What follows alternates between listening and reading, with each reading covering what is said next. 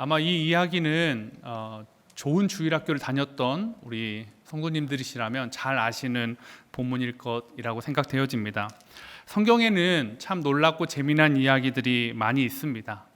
그 중에서도 오늘 이 오병이어 본문은 그런 놀랍고 재미나고 그런 내용 중에 하나일 것입니다.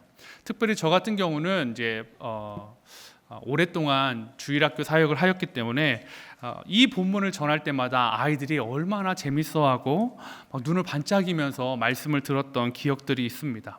왜 그럴까? 참 많은 성경의 이야기들이 있는데 왜 유독 아이들이 이 오병이어의 이야기에 집중하고 눈을 반짝반짝거리며 말씀을 들었을까 생각해 보게 되었습니다. 그러다가 하나 발견한 것이 아이가 나오기 때문입니다. 아이가 주인공이니까 자기들의 이야기로 생각하는 것 같았습니다. 나도 그 아이들도 나도 주님께 저렇게 쓰임받을 수 있겠구나, 그런 마음들이 아이들에게 들었던 것 같습니다. 또 그 이유를 떠나서 주인공으로 나오는 인물 중에 하나가 아이라는 것 빼고도 이야기 자체가 워낙 흥미롭지 않습니까? 제가 아이들한테 얘들아, 예수님이 보리떡 5개와 물고기 2마리를 축사하신 후에 빵을 찢기 시작하셨어. 빵을 찢는데 띄워주시는 거야. 그리고 또 다음 찢는데 띄워주시는 거야. 제자들 보는데 없어질 것 같은 거야. 근데 없어지지 않고 띄고 또 띄어도 한 빵에서 계속 뛰시는 놀라운 역사를 보는 거야. 물고기를 집어 드시네. 헐, 웬걸, 손바닥 물고기가 뛰고 뛰었는데 계속 늘어나는 거야. 이 이야기를 막 하는데 애들이 물론 이렇게 단축해서 하지 않고요, 놀라운 지금 제 모습과 상상할 수 없는 액션과 표정과 억양으로 그렇게 설명을 하죠. 그런데 그렇게 아이들이 즐거워하고 기뻐하고 행복해하는 이 말씀은 사실은 놀라운 기적의 말씀이었습니다. 근데 단순히 이게 그냥 즐겁고 재밌고 신나는 기적의 말씀이냐? 사실은 그렇지 않습니다. 아이들에겐 그렇다면 이 오병이어의 말씀은 매우 중요한 말씀입니다. 그래서 마태복음, 마가복음, 누가복음, 요한복음, 사복음서에 똑같이 기록되어져 있습니다. 이 사복음서에 기록되어져 있다라는 것은 그만큼 중요한 비중을 차지하고 있는 말씀이기 때문입니다. 그 중에서도 오늘 저희는 요한의 입장에서, 요한의 관점에서 이 오병이어를 좀 이야기하려고 합니다. 6장 4절에 이렇게 나와 있습니다. 마침 유대인의 명절인 유월절이 가까운지라. 이야기의 시기적인 배경이 유월절이 가까운 즈음이다라고 이야기하고 있습니다. 요한복음에는 3번의 유월절이 나옵니다. 첫 번째 유월절에는 예수님이 어떤 일을 하셨냐면 예루살렘에 올라가서 성전을 깨끗게 하셨습니다. 성전을 깨끗게 하시면서 보여주신 메시지가 무엇이냐면 바로 하나님의 임재와 언약의 완성인 성전이 바로 나다라는 거죠. 내가 성전이다라는 것들을 그 유월절에 보여주셨습니다. 그리고 오늘 요한복음에서 2번째 나오는 유월절이 이 본문입니다. 그리고 마지막 요한복음의 3번째 나오는 유월절은 언제냐? 예루살렘에 올라가셔서 십자가에서 어린 양으로서 죽으시는 예수님 사건, 즉 이 유월절이라는 어떤 중요한 시기가 나올 때마다 요한복음에서는 굉장히 중요한 메시지들을 하나씩 던져주고 있는 것입니다. 그렇다면 이 오병이어 사건에 요한이 그리고 예수님이 우리에게 주시는 중요한 메시지는 무엇일까 한번 생각해 보길 원합니다. 우리가 아이들의 관점에서 제가 잠깐 시작했으니까 한번 생각해 보십시오. 오늘 본문에서는 5,000명이라고 했지만 그것이 어린아이와 여자들 뺀 숫자입니다. 그래서 많은 학자들이 2만 명, 10,000명에서 2만 명 이 사이를 추정하고 있습니다. 예수님을 따라서 2만 명의 사람들이 산에 앉아있는 모습을 한번 생각해 보십시오. 글쎄요, 제가 BTS나 이런 공연을 가보지 않았지만 BTS를 바라보는 그 어떤 열망보다도, 그리고 그 앞자리를 차지하고 싶은 어떤 그 모습보다도 더 뜨거운 마음으로 주님 가까이 사람들이 다가갔을 것입니다. 그들은 간절한 눈으로 예수님을 쫓고 있습니다. 그들은 왜 이렇게 간절했냐면 그들은 위로가 필요한 사람들이었습니다. 첫 번째 유월절 여러분 기억하십니까? 출애굽하면서 하나님께서 이 유월절을 기념하라 하셨습니다. 이 시기로부터 약 출애굽 시기를 어느 때로 추정하느냐에 따라서 어떤 사람은 1500년 전, 또 어떤 학자는 1200년 전 이렇게 이야기합니다.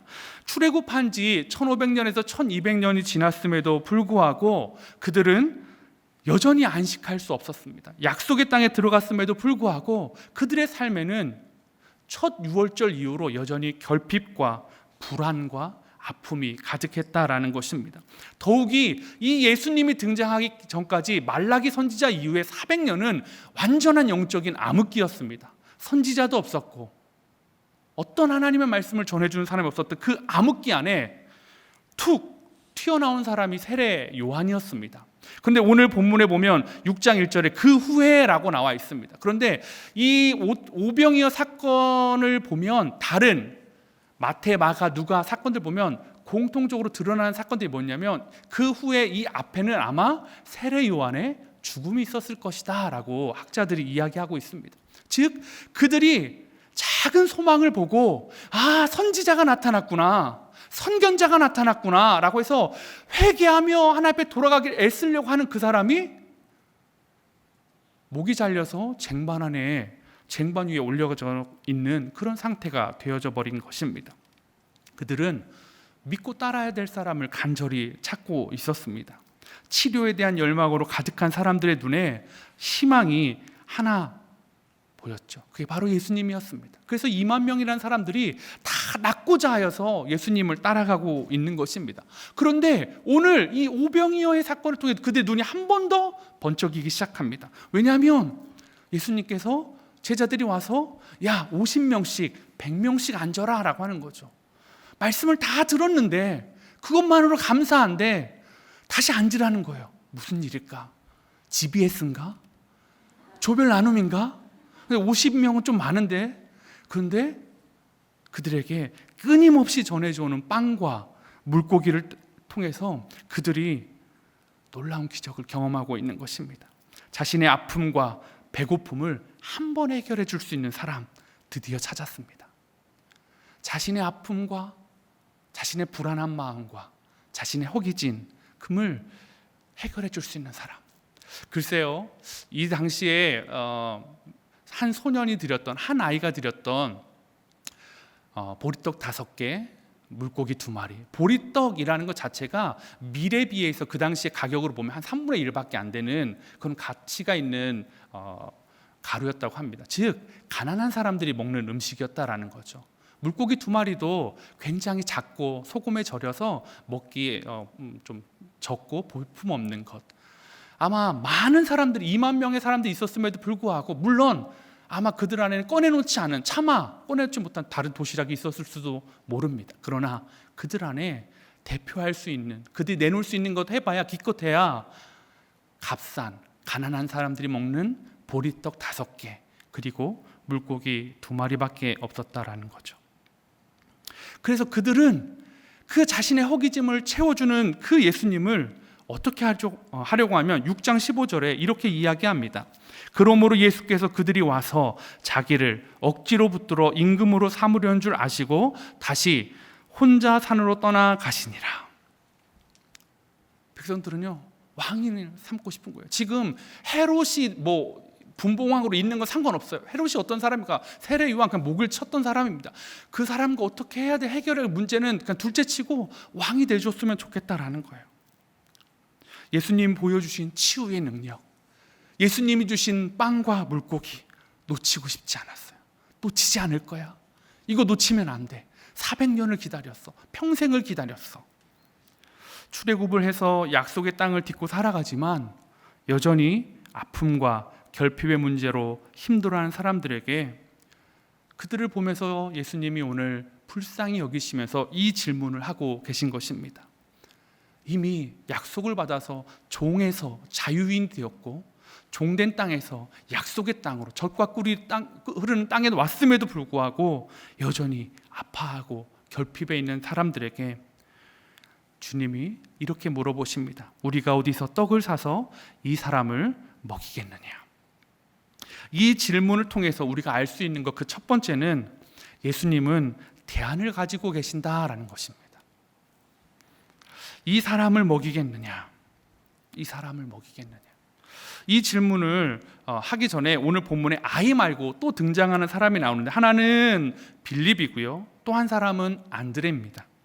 빌립과 안드레는 오늘 주님과 사람들이 오르신 언덕, 이 가까운 벳세다라는 지역의 사람들이었습니다. 그래서 아마 주님이 빌립에게 물어보셨던 것 같아요. 이게 워낙 잘 아는 지역이다 보면 어디서 무엇을 구할지, 어디가 맛집인지를 다 알 수 있기 때문에 빌립에게 물어보셨던 것 같습니다. 그래서 다른 제자들보다도 이 문제에 대해서 좀 더 다양한 해결책을 기대했을 수도 있겠죠. 그런데 그래서 이 문제를 빌립에게 예수님이 물으셨습니다. 그런데 빌립은 또 이 문제에 대답하기 적절한 사람이었던 것 같습니다. 이 한 2만 명 그러면서 막 이 계산기를 두드려 보기 시작한 거죠. 그랬더니 딱 나오는 게 뭐냐면 조금씩만 먹어도 200데나리온이 필요합니다라는 거죠. 1데나리온이 하루 성인 한 사람이 하루의 일당이니까 한 사람이 200일을 일해서 벌어야 되는 그 돈이 필요하다라는 것입니다. 근데 사실은 예수님이 빌립에게 물어보신 이유는 빌립이 계산을 잘해서도 아니고, 빌립이 이 지역 출신이어서 어디 맛집, 싼 집 그런 정보가 바삭해서도 아니다라는 것입니다. 문제를 해결할 확률이 높아서가 아니고, 제자 중에 빌립이 가장 계산이 빠른 사람도 아니었다라는 거죠. 6장 6절을 요한복음 6장 6절에 이렇게 나와 있습니다. 이렇게 말씀하시면 친히 어떻게 하실지를 아시고 빌립을 시험하고자 하심이라. 빌립을 시험하고자 했다라는 거죠. 여기서 말하는 시험은 빌립의 대답이 몇 점짜리일까 채점할 준비를 하고 계셨다라는 건 아닙니다. 너 몇 점짜리 대답을 할까? 너 나랑 지금 함께 지금 생활한 지가 이렇게 됐는데 너 어떻게 말하나 보자. 나에 대해서 어떻게 나의 내면을 꿰뚫어 보고 있나 안 보고 있나 한번 보자. 이것이 아니었다라는 거죠. 어떤 거냐면 빌립과 제자들에게 이 질문을 통해서 중요한 사실을 깨우쳐 주고 싶으셨던 것입니다. 예수님은 돈이 얼마만큼 필요한지가 궁금해서 빌립에게 자문을 구하고 있는 것이 아닙니다. 예수님은 빌립과의 대답에 상관없이 이미 기적을 통해 사람을 먹을 계획을 갖고 계셨다라는 거죠. 빌립이 이것보다 더 형편없는 대답을 한달지라도, 주님 잘 모르겠는데요, 한달지라도 주님은 이미 그들을 먹일 계획을 갖고 계셨다라는 거죠. 예수님은 이미 이 일에 대해서 대안을 갖고 빌립에게 물어보고 계신 것입니다. 그래서 빌립의 대답과 상관없이 그 다음에 오는 일을 통하여 빌립이 그리고 제자들이 깨닫기를 원하셨습니다. 이런 일들이 우리 가운데도 종종 있지 않습니까? 저는 딸이 둘이 있는데 이미 어떤 질문을 할 때 알고서 할 때가 있어요. 제가 몰라가지고 야 얘들아 2 더하기 3은 몇이지? 이렇게 물어보지 않습니다. 그 아이에게 2 더하기 3이 얼마인지를 알려주고 싶을 때 제가 2 더하기 3은 몇이지? 라고 물어볼 때가 있습니다. 단순히 수학의 문제가 아니라 우리 가정의 법에 대해서 알려줄 때도 그렇게 질문할 때가 있고요. 어떤 것을 선택해야 될지 알려줄 때 그것과 비슷한 것을 통해서 질문을 합니다. 그 질문할 때 저는 이 아이가 무슨 대답을 할지 알지 못합니다. 그리고 상관도 없습니다. 내 방식대로 끌어갈 거니까요. 내가 알고 있는 걸 전해줄 거니까요.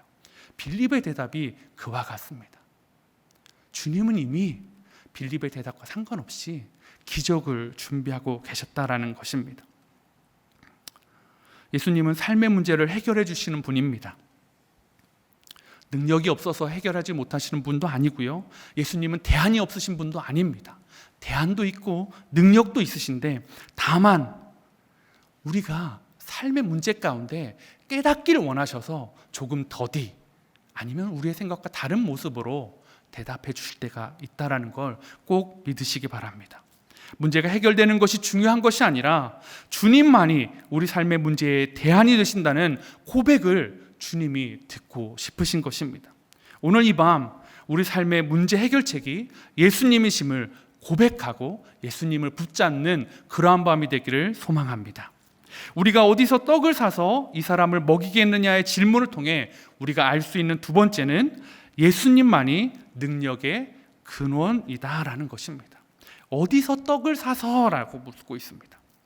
예수님만이 우리의 힘의 근원이심을 혹시 여러분 신뢰하십니까? 여러분에게는 예수님만이 힘의 능력이십니까? 그런데 우리에게는 그게 아멘인데 여기 있던 사람들에게 그게 전혀 다른 방향으로 전달돼 버렸습니다. 요한복음 6장 26절입니다. 한번 같이 읽도록 하겠습니다. 시작.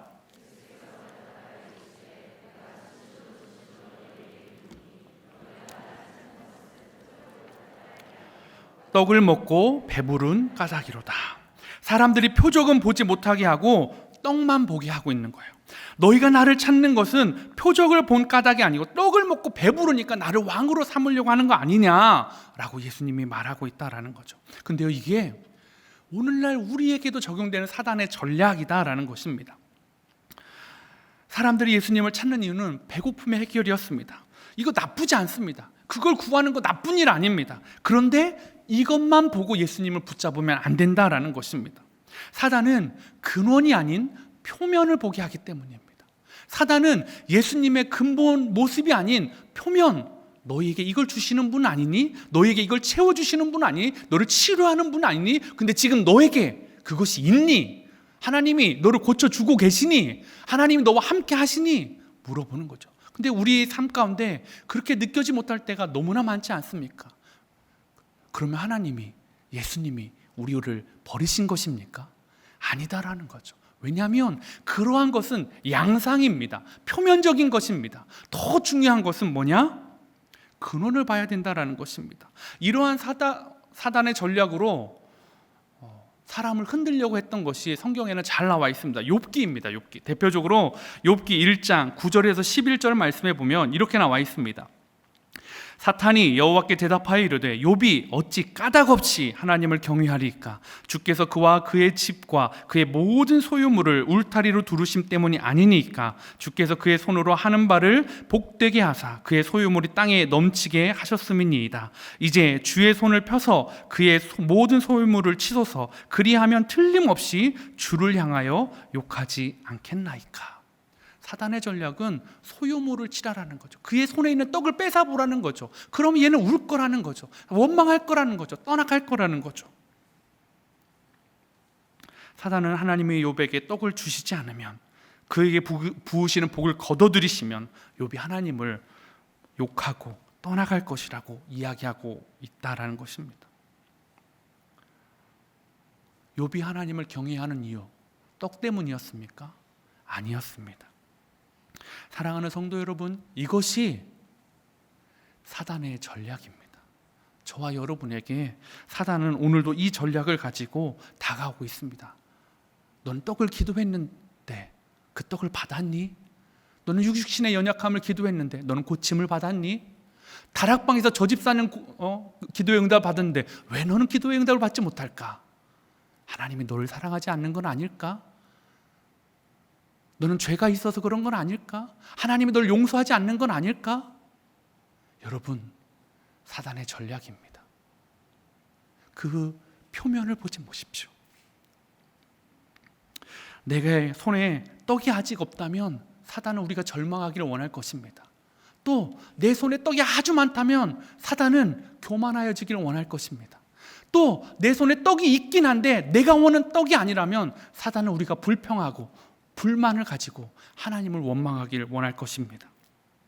그러므로 우리가 주목해야 되는 것은 손에 쥐어진 떡이 아니라 진짜 떡입니다.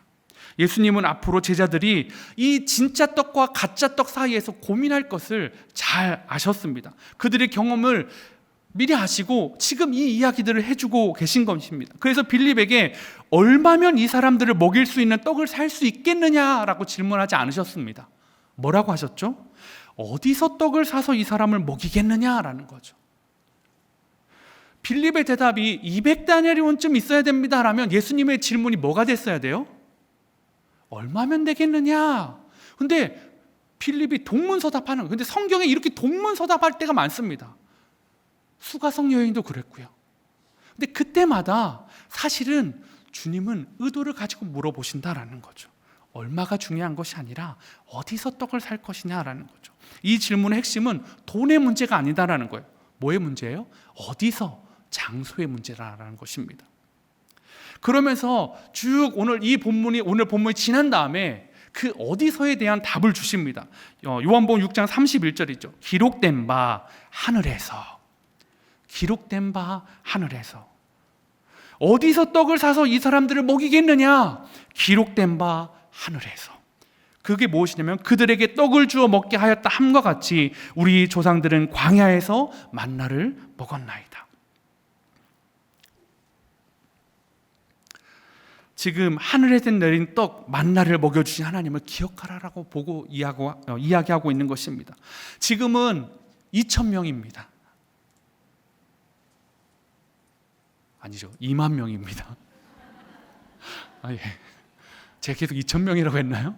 네, 2만 명입니다. 그런데 출애굽 당시에는 어린아이와 여자를 빼고 장정이 60만이었습니다. 그래서 이 당시 계산으로 보면 대략 200만 정도가 나왔다라고 합니다. 그런데 200만을 먹이려면 2만 명을 먹이려면 200데나리온이 있어야 된다는데, 그죠? 200만을 먹이려면 얼마나 많은 돈이 필요하겠습니까? 이스라엘 백성이 돈을 지불했습니까? 아닙니다. 그들을 먹이시는 것은 하늘에서 그들에게 떡을 주어 먹게 했다라는 것입니다. 그리고 그 만나의 원형이 바로 나다라고 주님이 이야기하고 계십니다.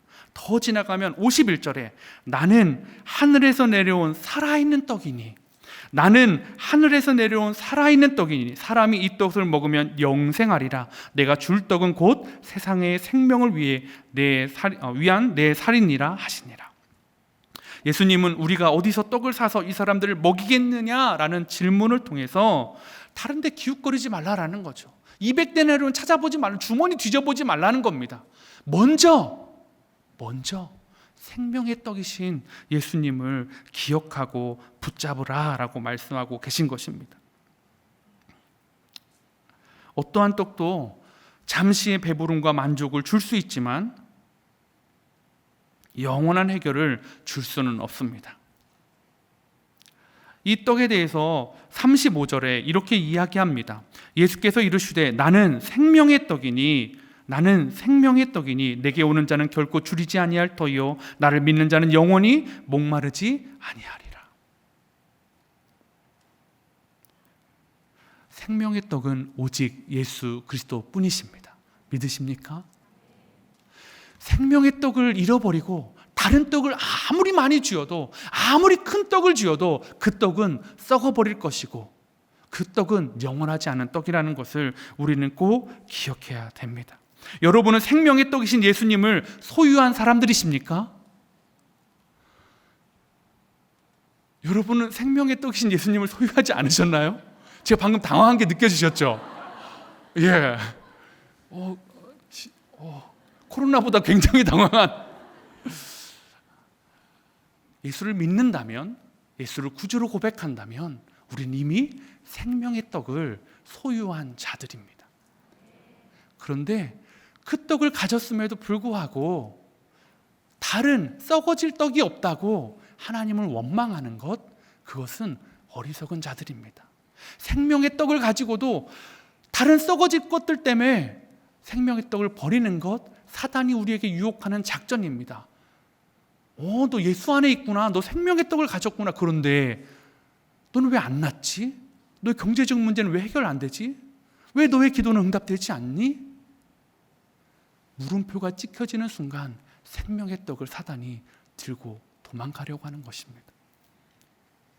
그러나 많은 사람들이, 오늘 이 당시에 이 오병이어의 기적을 듣던 많은 사람들이 이 이야기들을 알 수가 없었습니다. 66절에 이렇게 이야기합니다. 그때부터 그의 제자 중에서 많은 사람이 떠나가고 다시 그와 함께 다니지 아니하더라. 떡을 쥐어줬잖아요. 배고픔을 해결해 줬잖아요. 그런데 이해할 수 없으니까 떠나가더라고요. 한번 기적을 경험하면 기쁠 수는 있지만 그 근원 대신 예수 생명의 떡을 잘 모르면 떠나갈 수밖에 없다라는 것이죠. 오병이어를 통해 생명의 떡을 보기를 원하셨던 주님의 바람이 무너져 가고 있는 것 같습니다. 남겨진 12명의 제자들, 근데 그들에게 예수님의 소망이 나타납니다. 6장 67절에서 68절에 주님이 오늘 또 다른 질문을 하십니다. 예수께서 12제자에게 이르시되 너희도 가려느냐? 많은 사람이 나를 버린 것처럼 너희도 가려느냐? 물어보십니다. 그때 베드로가 너무나 중요한 말로 고백합니다. 시몬 베드로가 대답하되 주여 영생의 말씀이 주께 있사오니 우리가 누구에게로 가오리까? 주여 생명의 떡이 여기 있는데 우리가 어디 가서 먹을 걸 찾겠습니까? 주님 영생의 말씀이 주께 있사오니 우리가 누구에게로 가오리까? 베드로는 이걸 말하고도 사실은 잘 체감하지 못했어요. 그냥 주님이 칭찬해 주시니까 내가 대단한 말을 했나? 내가 뭔 말을 한 거지? 그런데요, 시간이 지나면서 그는 뼛속 깊이 이것들을 새겨나가기 시작합니다. 그래서 나중에 베드로와 요한이 성전 미문에 앉아있는 날때부터 안진뱅이에게 무엇을 주죠? 생명의 떡이신 예수 그리스도를 전해줍니다. 내게 은과 금은 없거니와 은과 금보다 더 귀한 나사렛 예수 그리스도의 이름으로 명하노니 일어나 걸으라. 베드로가 왜 이렇게 강하게 이야기할 수 있었을까요? 그도 혼란스러웠을 거예요. 예수님을 믿고 예수님의 제자가 되고 3년을 같이 했고 자신이 예수님을 부인하고 다시 예수님이 내게 나타나서 내가 나를 사랑하느냐 물으시면서 했을 때까지도 혼란스러웠을 거예요. 그런데 그는 점점 알아가고 있습니다. 주님의 제자로서 3년을 살아서도 깨닫지 못했던 것, 생명의 떡이신 예수 그리스도가 진짜다. 금과 은보다 더 귀한 게 예수 그리스도다라는 것들을 그는 깨닫고 살아가고 있습니다. 사랑하는 성도 여러분, 예수님만이 생명의 떡이십니다. 우리 입에 다른 걸 자꾸 넣지 말아 주십시오.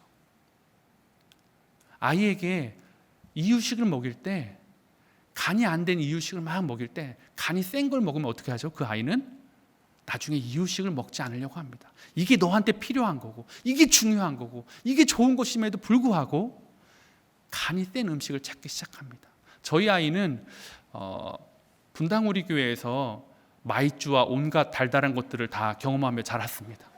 아무리 집에서 이건 해로운 거야, 이건 너에게 줄 수 없어, 그럼에도 불구하고 교회만 오면 선생님들이 어머 네가 목사님 딸이구나, 이거 하나 먹어보렴. 저를 위하고 저를 사랑하는 마음을 줬는데 제가 이제서야 고백합니다. 그분의 목소리가 어쩌면 사단의 목소리처럼.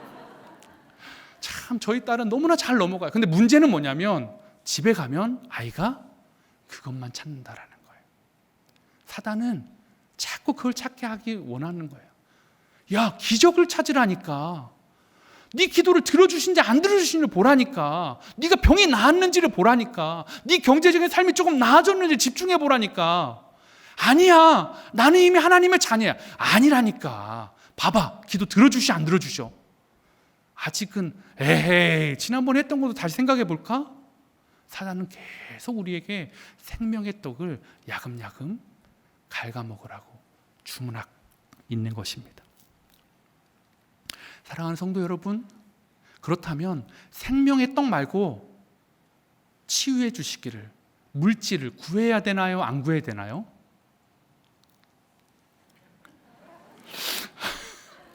그러면 좀 쉽게, 저는 물질을 주시기를 구할까요? 안 구할까요? 하나님 저에게 신종 코로나 걸리지 않게 해주십시오 기도할까요? 안 할까요? 생명의 떡을 있는데 제가 그런 거 기도할까요? 안 할까요? 해요. 간절히 기도해요. 하나님 저로 인하여 분당 우리 교회 예배가 폐쇄되지 않도록 간절히 기도합니다. 왜요? 생명의 떡을 꼭 붙들고 그 다음에 기도하는 거예요. 주님은 이것만 막 쳐다보다가 떠나갔던 사람들처럼 될까 봐 무서워한 거고 힘들어하시는 거지, 이걸 기도하지 말라고 하는 게 아니에요. 생명의 떡을 붙잡고 있니? 맞습니다. 주님이 생명의 떡이십니다. 주님이 우리 문제의 삶의 대안이십니다. 그리고 나서 하나님 내 삶에 건강이 필요합니다. 하나님 내 삶에 일용할 양식이 필요합니다. 하나님 내 삶에 물질이 필요합니다. 그렇구나. 내가 너의 주인이구나. 내가 너의 생명의 떡이구나. 그리고 나서 채워주시는 것이다 라는 거죠. 질서의 문제다라는 것이죠. 만약에 그게 뒤바뀌어 버리면 예수님이 사람들이 예수님을 떠나갔던 것처럼, 또는 요한계시록 나오는 많은 7교회 안에 촛대를 옮겨버리셨던 것처럼 주님이 떠나신다라고 말씀하고 계십니다.